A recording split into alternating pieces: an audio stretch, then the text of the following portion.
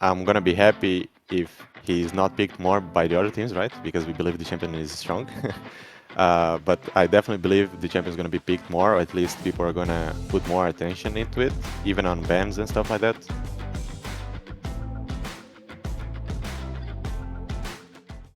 Hey guys, this is Pedro, and I'm back with a brand new interview, again covering the playoffs portion for the 2024 LEC Winter Split. I'm here accompanied by Rodrigo, the head analyst for G2 Esports, um, following that 2-1 victory over Fnatic in the upper bracket semis, thus progressing to the upper bracket finals. Like I said before, Rodrigo, thank you so much for the time.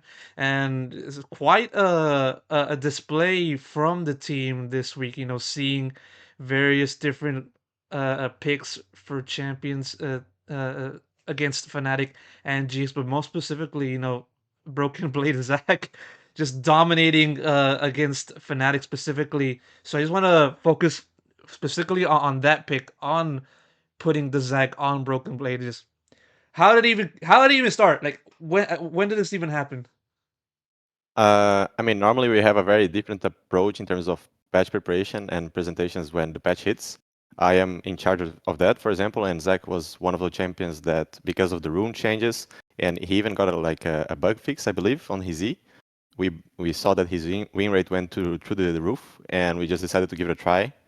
And we just looked very good in multiple roles, so it's definitely a very strong pick for us. And I'm very happy BB is making it work because he's very decisive on the Englishes and all of that. So it's definitely looking good, and I'm really happy it worked out just like it worked in practice. Oh yeah, of course. And was this something that was already pre-planned, or was it just something that the situation presented itself on the day, and so you guys felt okay, now's the time to just bust it out? No, I was definitely prepared because it's something we have been preparing for the whole week. We just believe the pick is very strong, and when we see a good scenario for it, we just go for it because he can just take over the games, right? As you saw, it was very hard to kill him multiple times during the game, and he was very good at hitting the E engages and all of that. So he was definitely prepared, and we are aware of a lot of scenarios that we could pick it because we wanted to make it work.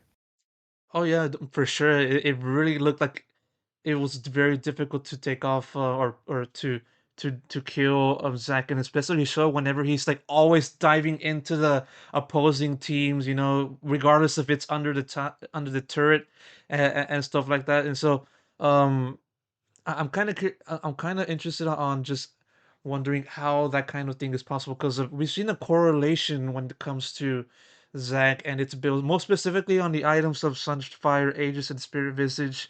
And so I want to know like exactly what do those kinds of items bring to the table when it comes to pairing that with Zac, and how that then affects Zac's potency in the server when it comes to then doing those kinds of movements that Broken Blade did in those matches. I don't want to get too much into specifics of why we believe Zach is super strong, right? But for sure, the items help him a lot because when Zach is able to go in and just be around, be annoying, for example, the Sunfire helps him a lot, just being annoying and dealing damage. And Spirit Visage is just good for him as an item, right? Because he's always collecting the blobs and regaining HP.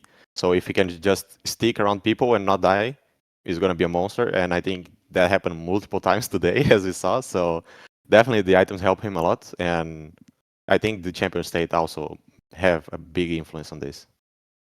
Do you think that the champion will now be will be looked at, or will have a much greater presence within this current meta with the new patch that was just brought out to the league this week?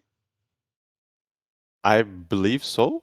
I'm gonna be happy if he's not picked more by the other teams, right? Because we believe the champion is strong. But I definitely believe the champion is gonna be picked more, or at least people are gonna put more attention into it, even on bans and stuff like that. Because I think the champion is just strong, and would be a mistake to not consider playing it at all, you know. So definitely teams should give it a look at least. Of course, and it's a continuation, or it's more of an addition of another set of picks that you guys have been putting out so far this week. Of course, I think putting it Mickey on the Maokai, and then Caps playing Quay a few times. I want to know from your perspective, how different is it when it comes to adjusting from the previous patch to this one? And also, in addition to that, what kind of things does the patch, this current patch, bring to the table? As much as you can describe. hmm I mean, without going too much into specifics, right? I believe this patch has a lot of power picks right now, like many, many strong champions. So it's one of those scenarios that you can first pick a strong champion, but there's a very high chance the other team is going to have a very strong champion as well. But right now, I think the teams are not very aware of those in general. And I think we are doing a pretty good job at that. And I think just the priors overall are not decided because we only had 1 week to practice with the new patch and stuff. But I believe the new patch was for sure a really, really big patch. And a lot of champions are just strong. And if you can adapt with your draft and how you play around those champions, you can definitely make a very good draft around it. So I definitely think many champions are strong right now. And yeah, I don't want to really say the names of all the champions, right? But definitely many strong picks right now. I don't feel like there's one power pick that you can first pick and you're going to win the game no matter what, because I think there's always like some kind of answer. And I think this is something that we will explore more throughout the next 2 weeks going into best of fives.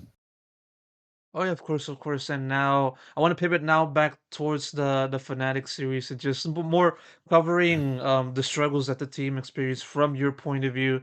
Of course, the team lost game two of that series, thus necessitating that third match of the series, and then also serving as a prelude to just Broken Blade just doing well on the sack. But still, nevertheless, what kind of issues did you see, biggest issues did you see from the team when it comes to specifically on that game two, and just having to overcome Fnatic's bot lane in particular? Uh, I think the main issue on game two was for sure the fact that they were still playing Jack's jungle into Zinzao. He ended up getting way too far ahead early, and I think that was just good by them. And also the fact that our bot matchup was not the greatest, so it just put us on a very hard spot, I believe. And also when you're playing Azir, the game's a bit slower, so we were trying to outscale with the Aphelios and Azir, but I don't really think the draft was the best. We tried to be a bit more greedy in some ways and try to figure out their priors. And I think they drafted very well in game two, and they punished us, so they deserve to win definitely. And I think it was mainly like somewhat of draft mistake by us, and they were very sharp in punishing us, so that's very good by them. And I think on game three we just recognized the main issue, right? And we just played more for that. For example, making sure we had more of an active game and a better boss scenario in general. Mhm. Of course, of course. And now with the victory over Fnatic, you guys progress to the upper bracket finals where BDS awaits you guys. And so it's a two-part question, this next one. First one is, what are your expectations for BDS and the kind of things that they bring um to you guys for next week or the next encounter? And I can't say exactly what time you guys are gonna face off Mhm. against each other, but still. And then the second part of that, with now you guys being two series wins away, two best of five series wins away from reaching MSI. Where do you currently stand? The team's level, specifically talking about that in relation to how you guys started early on in the year. With all that stuff considered. I think BDS is playing very well lately, and they are drafting to their strengths. Normally, they play around their bot lane, and they try to make sure the bot lane has a very good scenario, and they just try to put Adam on his picks, right? And I think that's probably the best way they can play. But this is something we are very aware of, and we'll take care of it during preparation. So I think it should not be an issue because we practice them against them multiple times, so we are very aware of their main strengths, I would say. So it's definitely going to be a good series anyway because they're just a very solid team, right? But expect us to win. And in terms of international play, I think we are G2. We don't really play to compete on LEC, right? We compete. We want to compete at the highest level against the international teams. And I think even though we had some shaky early games early this season, I think all of our games have been pretty good because in the end we ended up winning, right? And that's kind of what matters in the end is winning the game. And our practice has been going very, very well. I would say even better than last year. So definitely feels like the team is improving a lot. And I think going into international is something we always want to go for because we just want to compete against the best and prove ourselves. Because last year we failed on that, so we have the desire to try to revenge that and idea of playing against international teams in general. Mhm. And hopefully you're able to just continue that momentum from today, from this week, and just build on that for the future, specifically in playoffs, and just get that next chance to compete internationally. So, Rodrigo, I wish I could ask more questions, but we're out of time. So, I got to give my thanks No, to no. you to just making this interview possible once again, and best of luck in the future, man. Thanks so much for having me. Ciao, ciao.